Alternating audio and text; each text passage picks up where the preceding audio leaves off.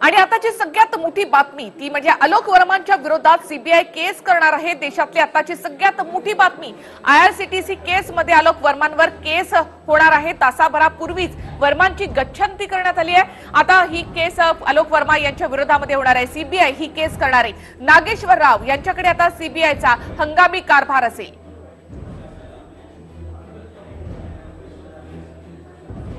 थेट आपण जाऊया दिल्लीमध्ये आनंद शर्मा सध्या पत्रकार परिषद घेत आहेत। माननीय सुप्रीम कोर्ट उनको वापस अपने पद पर ना भेजती। अगर सीबीसी की रिपोर्ट में सही माने में कोई तथ्य का सबूत, कोई वजन होता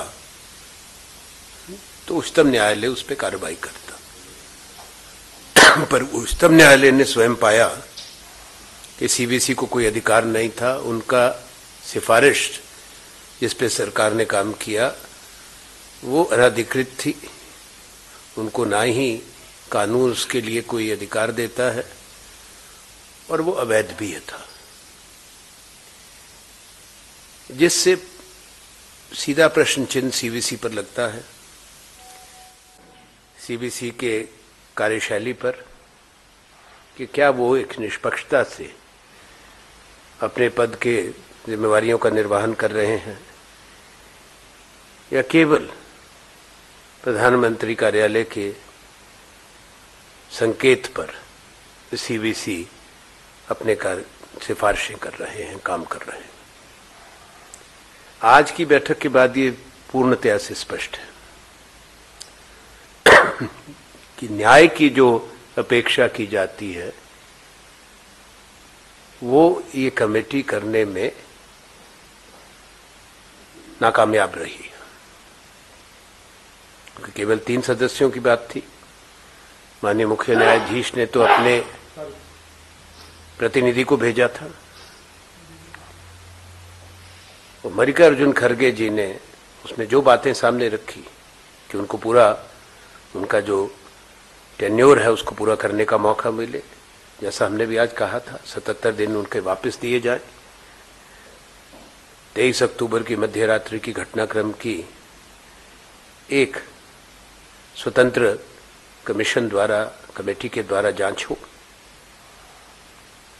तो वैसा नहीं हुआ।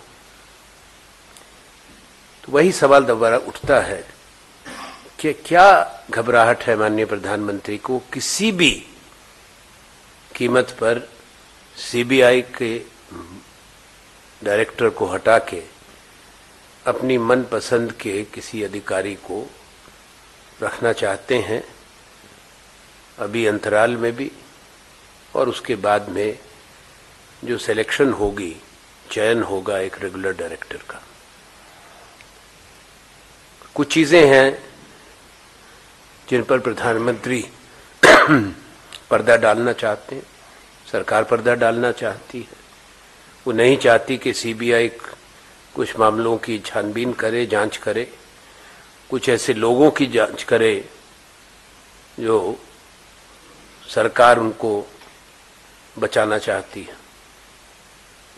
इसलिए अगर प्रधानमंत्री की ऐसी कोई नियत या मंशा नहीं थी तो जो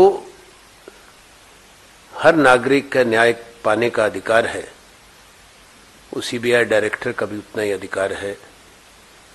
जो सीबीसी ने रिपोर्ट दी है,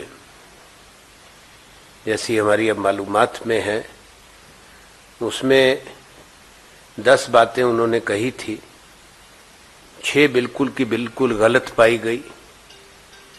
उसमें किसी तरह का सब्सटेंशिएशन नहीं है और 4 में भी कोई सबूत नहीं है।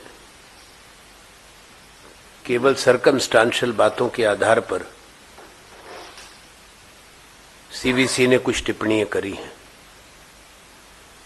कानून में ऐसी परिस्थिति में कोई काम नहीं हो सकता, कोई कार्रवाई नहीं हो सकती थी। जो प्रधानमंत्री ने आज करना उचित समझा। 24 घंटे के अंदर ही कोई मजबूरी है प्रधानमंत्री जी की कि उन्होंने सीबीआई के डायरेक्टर को बहाल होने के बाद अपने पद पे नहीं रहने दिया। एक चीज और है जो चिंता का विषय है, एक प्रश्न उठता है। वो प्रश्न सीबीआई की आलोक वर्मा यांची गच्छंती करण्यात आली आहे। त्या संदर्भामध्ये काँग्रेसची ही पत्रकार परिषद, काँग्रेसनं इथे नरेंद्र मोदी यांच्यावर देखील आरोप केलेले आहेत की नरेंद्र मोदी यांनी का आलोक वर्मा यांना पदावर राहू दिलं नाही। दरम्यान सीबीआय संचालकांच्या घडामोडींवर एक नजर टाकूया। सिलेक्ट कमिटीनं वर्मांना हटवण्याचा निर्णय घेतला।